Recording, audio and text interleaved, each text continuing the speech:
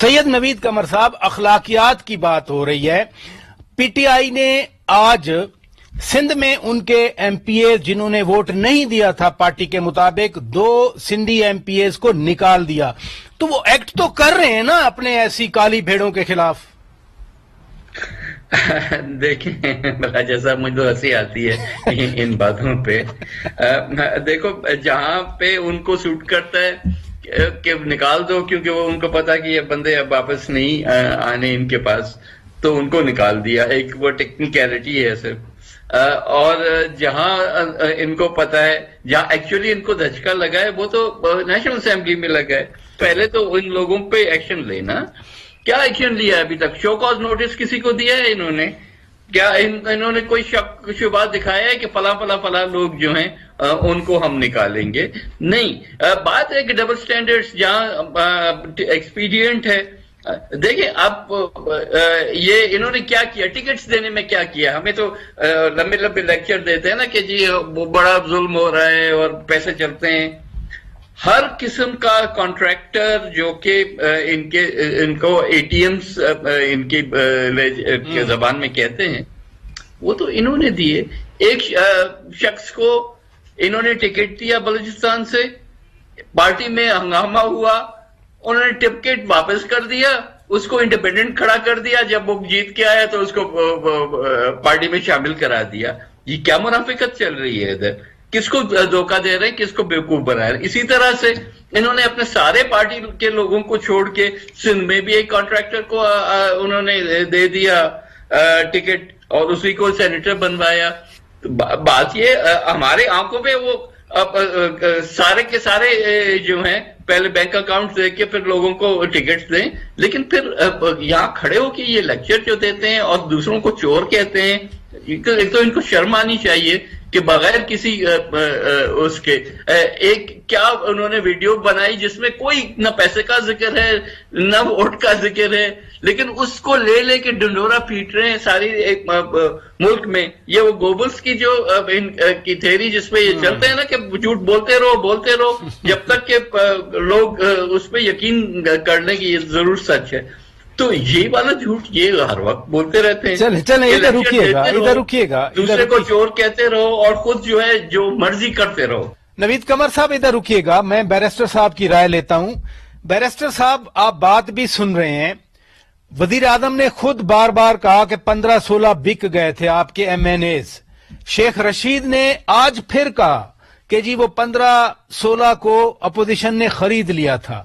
آج جب P T I نے سندھ اسمبلی کے 2 ارکان کو اپنی پارٹی سے نکالا کیونکہ انہوں نے ووٹ نہیں دیا تھا، تو نوید قمر صاحب تو ابھی پوچھ رہے ہیں کہ ان 15-16 کو کیوں نہیں نکالتے جن کے بارے میں آپ کہتے رہے ہیں کہ یہ بک گئے تھے. دیکھیں جہاں تک بکنے کا ثبوت ہے اور وہ ثبوت پیش کیا گیا ہے الیکشن کمیشن آف پاکستان کے سامنے، وہ آپ ہی کی میڈیا میں ویڈیوز آئی تھی اور ان ویڈیوز میں نظر آ رہا تھا کہ خرید و فروخت کی بھی بات ہو رہی ہے، انڈیوسمنٹ دینے کی بھی بات ہو رہی ہے. اس کے بعد کچھ لیڈران کے جو اپوزیشن کے لیڈران ہیں ان کی سٹیٹمنٹس آئیں کہ ہمارے ٹکٹس بکے ہیں. اور اسی لیے آپ دیکھیں کہ الیکشن کمیشن آف پاکستان نے یہ ویڈیوز دیکھنے کے بعد اور بحث سننے کے بعد ایک انکوائری کے طور پہ کاروائی شروع کر دی ہے اور نوٹسز دے دی ہیں سب پارٹیز کو کہ وہ آ کے اپنی انکوائری میں شامل ہوں اور اپنی شہادتیں دیں، اپنی ڈیفنسز دیں. تو اس لحاظ سے ابھی تو چونکہ انکوائری جاری ہے تو وہ 16 کے خلاف ایکشن نہیں ہو سکتا. 16 کی آئیڈینٹیفیکیشن ہوگی، ان کی جب انویسٹیگیشن کمپلیٹ ہوگی اور وہ اگر سامنے آ جاتے ہیں کہ کون تھے 16 تو پھر ضرور وقت آنے پہ ان کے خلاف کاروائی ہوگی. لیکن ابھی چونکہ انکوائری بڑی زبردست آپ نے بڑی زبردست بات کر دی کہ اگر وہ آئیڈینٹیفائی ہو جاتے ہیں، جو کہ شیخ رشید کسی وقت کہتے رہے کہ جی پتہ ہے وزیر اعظم کو، اور آپ کہہ رہے ہیں کہ آئیڈینٹیفائی جب ہو جاتے ہیں تو ان کے خلاف کاروائی ہوگی. آپ ایک آئینی ماہر ہیں، قانون جانتے ہیں. زبردست کمپٹیشن ہے، بہت زبردست مقابلہ ہے. کوئی اگر کل بھی ووٹ ضائع ہو جاتے ہیں، جو کہ ہم نے یہ سنا ہے کہ آج رات کا جو ڈنر ہے اس میں صحیح ووٹ ڈالنے کا طریقہ بھی حکومتی پارٹی کو سکھایا جا رہا ہے، لیکن اگر کوئی آدمی 1-2 ووٹ ضائع کر بیٹھتا ہے، 1 ووٹ تو ہے نہیں، ڈار صاحب وہ ان کی سیٹ خالی ہے، تو 99 میں 1-2 اگر ضائع ہو جاتے ہیں اور اگر مقابلہ بیرسٹر علی ظفر صاحب 49-49 آ جاتا ہے یا برابر آ جاتا ہے تو پھر کیا ہوگا؟ جی یہ بڑا آپ کا انٹرسٹنگ سوال ہے. یہ بڑے لوگوں نے میرے سے پوچھا ہے کہ 49-49 آ جاتے ہیں تو پھر کیا ہوگا, اور اس کا ابھی تک مجھے بھی جواب نہیں ملا آئینی طور پہ. میرا خیال ہے پھر وہ یہی ہوگا کہ ری الیکشن دوبارہ سے کرایا جائے گا, اور اگر پھر بھی ایسا رزلٹ آیا تو پھر کوئی نہ کوئی طریقہ کار نکالنا پڑے گا کہ اس کو کس طرح ایک تو سالو جب کیا جائے. وزیر اعظم کا الیکشن ہوتا ہے تو آئین کے آرٹیکل 91 کلاس 4 میں ہے کہ اس وقت تک ووٹنگ ہوتی رہتی ہے جب ایک شخص کو, ایک امیدوار کو زیادہ ووٹ مل جائیں اور دوسرے کو کم ووٹ مل جائیں, اور اس پہ کوئی لمٹ نہیں ہے کہ کتنی بار ووٹنگ ہوتی ہے. کیا وہی طریقہ اپنایا جائے گا آئین کے آرٹیکل 91 کلاس 4 میں؟ جی میرا خیال ہے ایک اشارہ تو یہی ملتا ہے کہ وہ طریقہ اپنایا جانا چاہیے. یا کوئی اور طریقہ اگر ہاؤس فیصلہ کرتا ہے میجورٹی سے کہ ہم یہ اب طریقہ اپنائیں گے اس قسم کی سچویشن میں, تو وہ پھر آپ کو ڈھونڈنا پڑے گا, اس کا کوئی نہ کوئی حل آپ تلاش کریں گے. چلے ادھر رکیے گا. جہاں تک آپ نے ووٹ ضائع کرنے کی بات کی اس پہ بھی میں ذرا بتاتا جاؤں کہ میری نظر میں ووٹ, غلطی تو خیر ہو سکتی ہے ہر ایک سے, لیکن اس کیس میں ووٹ ضائع کرنے کا جواز نہیں ہوتا, کیونکہ یہ ووٹ بڑا سمپل ہے. ایک باکس بنا ہوا ہے, اس باکس میں آپ نے سٹیمپ کرنا ہے جس بھی کینڈیڈیٹ کی طرف آپ دینا چاہیں ووٹ. تو اس میں غلطی کی گنجائش بہت کم ہے. 7 MNA میں تو ووٹ ضائع کیے تھے نا.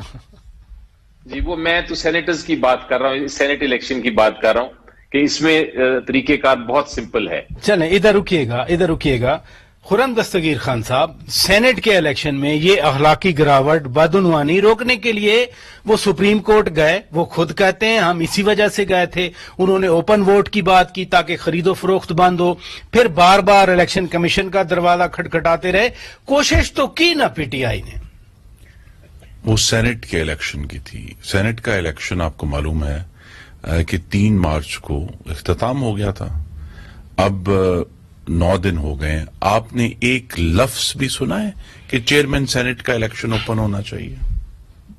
ایک لفظ لیکن اب تو سپریم کورٹ نے ان کو کہہ دیا نا کہ 226 آرٹیکل کے اندر ہونا ہے. جہاں اخلاقیات کا لیکچر ہے وہاں عمران خان صاحب کہتے ہیں کہ آئیں ہم سب مل کر سینٹ کا چیئرمین جو ہے نا وہ اوپن بیلٹ. پھر بھی ہو تو نہیں سکتا نا, اگر عمران خان راضی ہو جائیں, آپ راضی ہو جائیں, سید نذیر قمر صاحب جنہوں نے ہمیں اخلاقیات کے لیکچر دیے ہیں.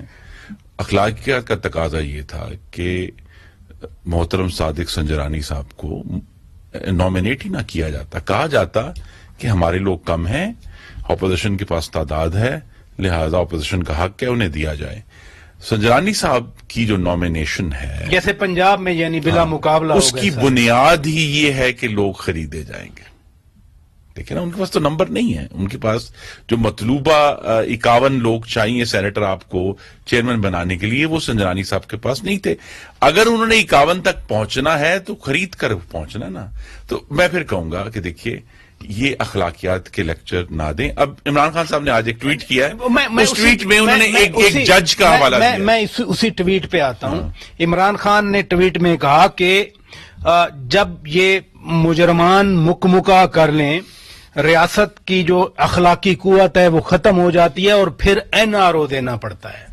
نہیں دیکھیں نا, ریاست کی اخلاقی قوت اس وقت ختم ہوتی ہے جب آپ پاکستان میں رہنے والوں کو ایک قاتل مہنگائی جو ختم ہونے میں نہیں آ رہی.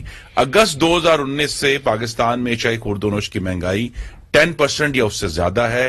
ہر مہینے, ابھی پچھلے ہفتے جب بیورو اسٹیٹسٹک نے ریلیز کیے نمبر, تو پچھلے ہفتے مہنگائی پچھلے سال کے مقابلے میں جب آلریڈی بہت زیادہ تھی 15% بڑھ چکی ہے.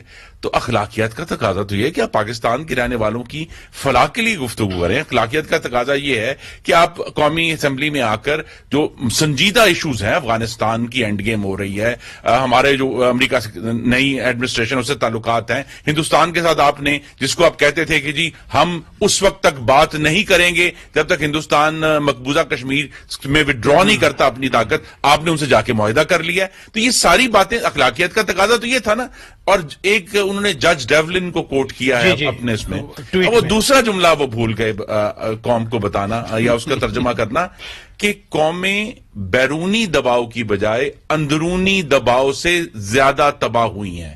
تو اندرونی دباؤ تو پاکستان میں اس وقت انفلیشن ہے، حاکمیت کا انہدام ہے، جو جن صوبوں میں پی ٹی آئی کی حکومت ہے، پاکستان کے عوام مہنگائی سے بل بلا رہے ہیں، پاکستان کی خارجہ پالیسی کا انہدام ہو رہا ہے۔ تو یہ سارے جو اندرونی پریشر ہیں، یہ اس کے زیادہ اس وقت پریشر ہے پاکستان کے عوام کے اوپر۔ لیکن عمران خان صاحب کا جو ایجنڈا ہے، وہ ان کی کوشش یہ ہے کہ اپنی ہر خرابی، اپنی ہر بد انتظامی، اپنی ہر نااہلی اور نالائکی وہ ہم پچھلی حکومتوں پہ ڈال کر پاکستان کے عوام کو یہی بین بجا کے آپ جو ہے نا لبھاتے رہیں کہ جناب کرپشن ہو گئی۔ بات یہ ہے، آپ کہتے تھے کہ 10 ارب غالباً ڈالر، 12 ارب روزانہ کی کرپشن ہو رہی ہے، تو اب تو آپ کو 30 مہینے ہو گئے ہیں، وہ کدھر ہے ڈیویڈنڈ؟ آپ کہتے تھے جی 10 ارب ڈالر کی پتہ نہیں سالانہ یہاں سے وہ منی لانڈرنگ ہوتی ہے۔ اگر وہ منی لانڈرنگ نہیں ہوئی اور پاکستان میں جو 20-25 ارب ڈالر ہونے چاہیے تھے وہ کہاں ہیں؟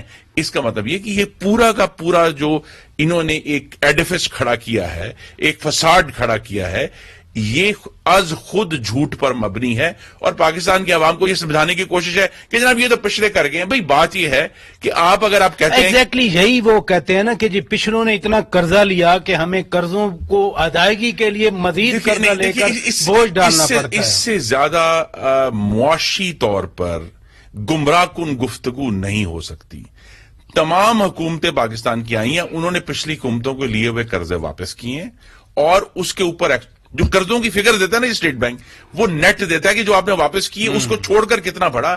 تو یہ حکومت اپنے 30 مہینوں میں پچھلی تمام حکومتوں کے آدھے یعنی 50% قرضہ جو ہے، یعنی وہ عمران آپ کو یاد ہے 30,000 ارب 15,000 ارب 30 مہینوں چلے میں وضاحت آ گئی۔